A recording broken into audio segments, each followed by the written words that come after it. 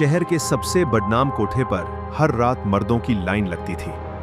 हर कोई बस एक ही नाम लेता था, रूपा।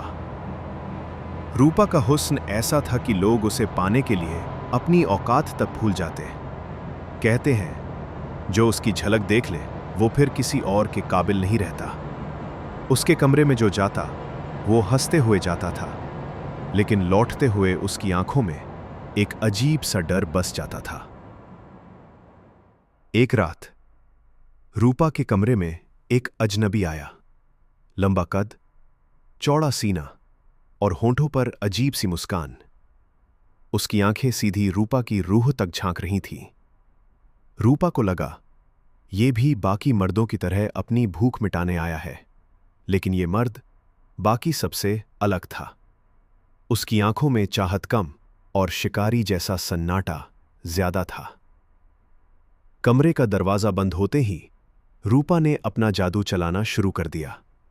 वो उसकी बाहों में लिपटी, उसके होंठों पर अपने होंठ रखे, लेकिन तभी उस मर्द ने उसे जोर से पकड़ लिया। रूपा चौंक गई।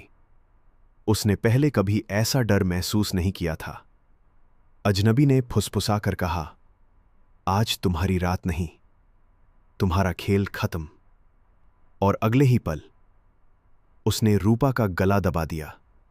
रूपा ने खुद को छुड़ाने की लाख कोशिश की। उसके नाखून अजनबी की छाती में धंस गए, लेकिन उसकी पकड़ इतनी मजबूत थी कि रूपा की सांसें धीमी पड़ने लगीं।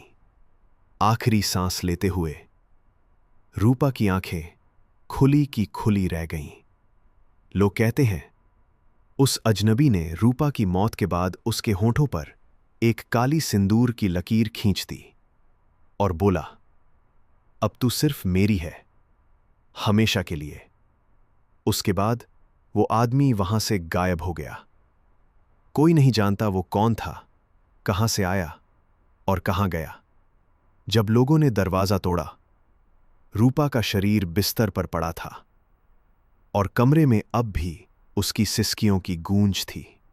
मोहल्ले में अब भी कहा जाता है, रूपा की आत्मा हर रात उसी अजनबी का इंतजार करती है, और जो भी मर्द उस कमरे में जाता है वो कभी बाहर नहीं निकलता। रूपा अब भी फुसफुसाती है, आया है तो लौट के कहां जाएगा।